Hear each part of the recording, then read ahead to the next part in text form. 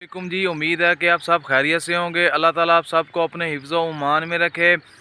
ऐसी मेरी बहनें जो बालों के वजह से परेशान हैं, जिनके बाल जो हैं छोटे हैं या वो कंघी करती हैं तो बाल कंघी से भर जाते हैं और बालों के जो जो साइज़ है वो छोटा है, या बाल उनके दो मुंह हो चुके हैं या वो भुरभुरे हो चुके हैं।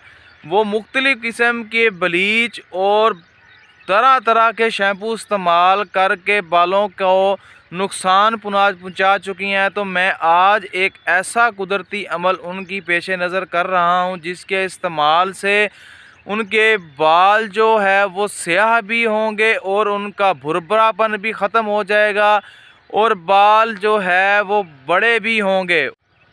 तो बाल कंघी से भर जाते हैं, तो मैं आज सोने परवरदिगार की ऐसी पैदा करदा तख्लीक का ऐसा नुस्खा बता रहा हूं, जिसके इस्तेमाल से उनका इस्तेमाल करें और अपने बालों को मज़बूत, लंबा और घना बनाएं।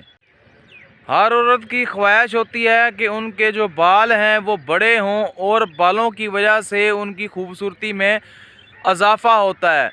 तो वो परेशान ना हो, जो हर तरह का शैम्पू और ब्लीच क्रीमें या कोई भी चीज़ दवाइयात इस्तेमाल की उन्होंने, लेकिन उनको कोई अफाका ना हुआ, उनके बाल बड़े नहीं हुए। तो आज मैं फ्री कॉस्ट बिल्कुल खर्चे के बगैर एक ऐसी कुदरती अमल बता रहा हूं, जिसके इस्तेमाल से आपके बाल गिरना भी बंद हो जाएंगे। आपके बाल अगर दो मुंह हो चुके हैं तो वो भी बंद हो जाएंगे और आपके बाल स्याह, घने और लंबे भी होंगे।